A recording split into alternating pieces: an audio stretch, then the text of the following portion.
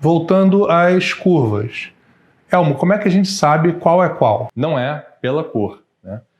Curva arterial, ela é caracterizada pela presença de uma onda sistólica positiva que inicia a sua deflexão, uma deflexão positiva, após o complexo QRS do elétron. Então eu vou comparar a curva da linha arterial com o eletrocardiograma. Então a sua primeira deflexão positiva, a deflexão sistólica, acontece após o complexo QRS e termina em um nó dicrótico. Após o nó dicrótico, existe uma segunda onda também positiva, a onda diastólica. Essa é a definição de uma curva arterial. Curva arterial, então, é uma deflexão positiva que acontece após o complexo QRS do elétron, termina em um nó dicrótico e uma segunda onda positiva após o nó dicrótico. Essa é a definição. A crista da onda é a pressão sistólica. A crista da onda é a pressão sistólica. E a base da onda é a pressão diastólica. Beleza? Existem modificações do pulso arterial à medida que a gente caminha do centro para a periferia, da aorta para as artérias mais periféricas.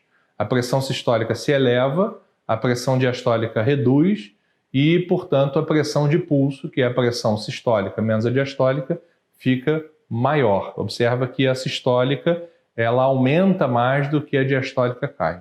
Beleza? Tranquilo? A curva venosa é caracterizada pelas ondas e descensos do pulso venoso. E o que significa cada onda e cada descenso? A pior coisa que você pode fazer é tentar decorar assim, né? ACXVY, ACXVY, ACXVY, porque é contraintuitivo. É o mesmo que entender o ciclo cardíaco começando com a contração atrial. Mas, infelizmente, é assim que a curva do pulso venoso está representada nos livros de medicina intensiva, de cardiologia, de monitorização e de semiologia. E quando eu falo curva venosa, eu estou falando curva atrial também. Como não existe válvula separando o átrio direito e veias cavas, ou separando o átrio esquerdo e veias pulmonares, a pressão atrial tem a mesma variação de pressão das veias. A curva de pressão atrial é igual à curva de pressão venosa. A minha proposta é que a gente entenda o pulso venoso junto com o ciclo cardíaco. É muito, muito, muito mais fácil entender o pulso com sangue vindo para o coração. Sangue vindo para o coração, começando com a onda V, enchimento atrial. Veio para o coração, sangue veio para o coração, o átrio encheu. Enchimento atrial. Lembra que a gente está olhando a pressão na veia cava ou no átrio, tá? Nossa referência aqui é a veia cava, é o átrio, tá? Pulso venoso, pulso atrial. Veio para o coração e depois foi para o ventrículo. Descenso Y. Por que a pressão cai? A pressão cai porque o sangue vai para o ventrículo. Por isso que a pressão cai. Descenso Y e depois foi para o ventrículo. Veio para o coração e depois para o ventrículo. Veio para o coração e depois para o ventrículo.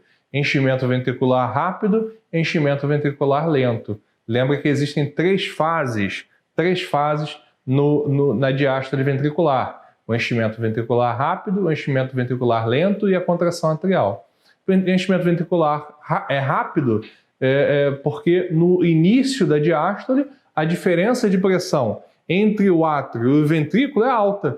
Então eu tenho um alto fluxo. Com o enchimento ventricular, a diferença não é mais tão grande. Então o enchimento cai, enchimento lento. É nessa hora que o átrio contrai. Quando o átrio, imagina, ó, enchimento rápido, enchimento lento, átrio contrai. Aí por isso que a pressão volta a aumentar no átrio. Átrio contrai. A gente volta a ter um fluxo alto para acabar de encher o ventrículo. Depois que o átrio contrai, eu tenho a contração ventricular. Mas qual contração? A contração ventricular isovolumétrica. O ventrículo não muda de volume, isovolumétrica, o volume não muda. Não muda de volume por quê? Porque a válvula tricúspide está fechada, né? Não tem refluxo para o átrio, então eu não mudo o volume, mas a pressão no ventrículo, o ventrículo está contraindo, mas ainda não tem uma pressão suficiente para vencer a artéria pulmonar. No ventrículo, no coração esquerdo, o ventrículo esquerdo não venceu, a curva é exatamente igual, né? nas veias pulmonares e nas veias cavas. No átrio direito e no átrio esquerdo. A diferença é o nível de pressão, mas a curva é a mesma. Então, a contração isovolumétrica, eu não tenho refluxo para o átrio esquerdo ou para o átrio direito, porque a veia mitral, a válvula mitral, a válvula tricúspide estão fechadas. E se eu tenho uma alta pressão ali na aorta, alta pressão na artéria pulmonar, para existir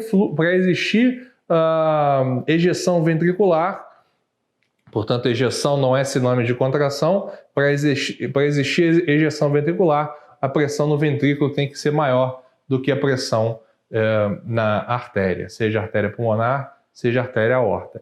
Mas não entendi, Elmo. Como assim a pressão no ventrículo ela é maior? Ela é maior, a pressão no ventrículo ela excede a pressão do átrio antes dela vencer a pressão na artéria. Então, por isso que se não houvesse válvula, haveria refluxo.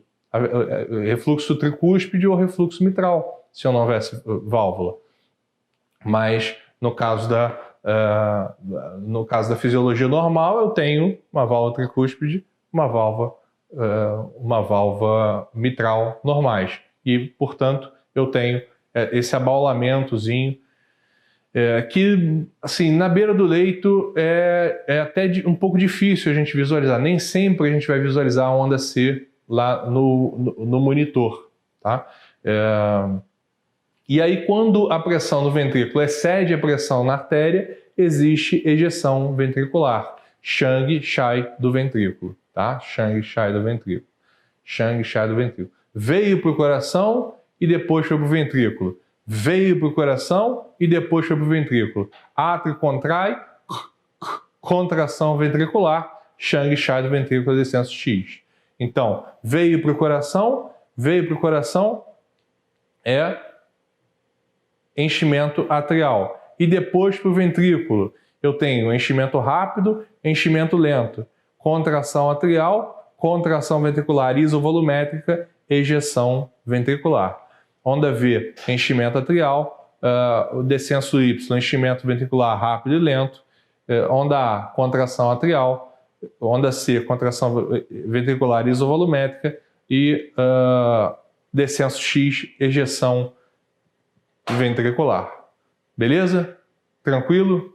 Muito melhor do que a gente decorar ACXVI. Uma última importante referência. No final do enchimento ventricular, a pressão no ventrículo se iguala à pressão no átrio. O fluxo é zero. Tá? Nesse momento, o átrio já está relaxando. Portanto, a pressão nesse ponto, a base da onda C, esse aqui, ó, a base da onda C, a pressão no átrio já está caindo. Esse é o ponto em que eu estou no extremo final da diástole ventricular. No momento que a pressão no ventrículo já começa a... que a pressão no átrio já começa a reduzir. O ventrículo ainda não começou a contrair.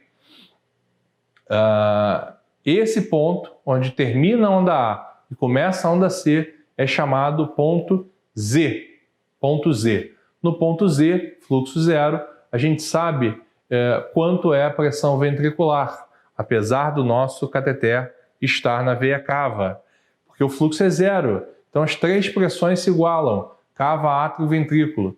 Fluxo é zero, as três pressões se igualam, cava, átrio, ventrículo. E essa pressão é precisamente a pressão diastólica final do ventrículo. Esse é um conceito muito importante, porque essa é a nossa referência quando a gente quer saber a PVC é o valor do ponto Z, é o valor de pressão do ponto Z no final da expiração. A PVC é o valor de pressão do ponto Z no final da expiração. A gente vai medir no final. Expiração não tem nada a ver com CXVY lá. Não. É só o que você está vendo ali que ele está expirando. Então, no final da expiração, medir o ponto Z, essa é a PVC. Aliás, toda medida dinâmica estática é feita no final da expiração.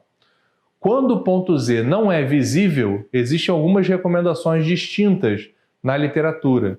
Existe recomendação de considerar o ponto médio entre a base e a crista da onda A. Existe recomendação de considerar a base da onda A. E existe recomendação de considerar a crista da onda A. E existe uma última recomendação que está no Consenso Brasileiro de Monitorização Hemodinâmica, é de considerar o valor da pressão média informada no monitor, o valor entre parênteses. No monitor, a gente reconhece as curvas também comparando com o eletrocardiograma. Muito importante a gente comparar com o eletrocardiograma. A onda A do pulso venoso é um fenômeno pressórico, é um fenômeno mecânico. Ela vem depois da onda P do eletro, que é um fenômeno elétrico. Eu preciso despolarizar para depois contrair. A onda C do pulso venoso raramente é vista, porém é importante a gente saber que ela vem depois do complexo QRS, né, porque já é contração. E olha que legal, a onda C vem antes do pulso arterial, porque ainda é contração isovolumétrica. É antes do pulso arterial. A válvula ainda não abriu, a válvula aórtica, a válvula pulmonar ainda não abriu para o ventrículo ejetar. Só acontece quando a pressão do ventrículo fica maior que a pressão na artéria. A onda C significa que a pressão do ventrículo já está maior que a do átrio. Aí a válvula tricúspide dá uma bauladinha para dentro do átrio direito. A onda V do pulso venoso vem depois da onda T do eletro. A onda V do pulso venoso vem depois da onda T do eletro.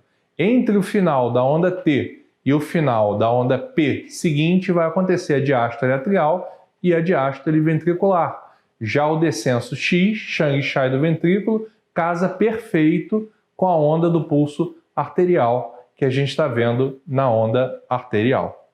Beleza? Tranquilo?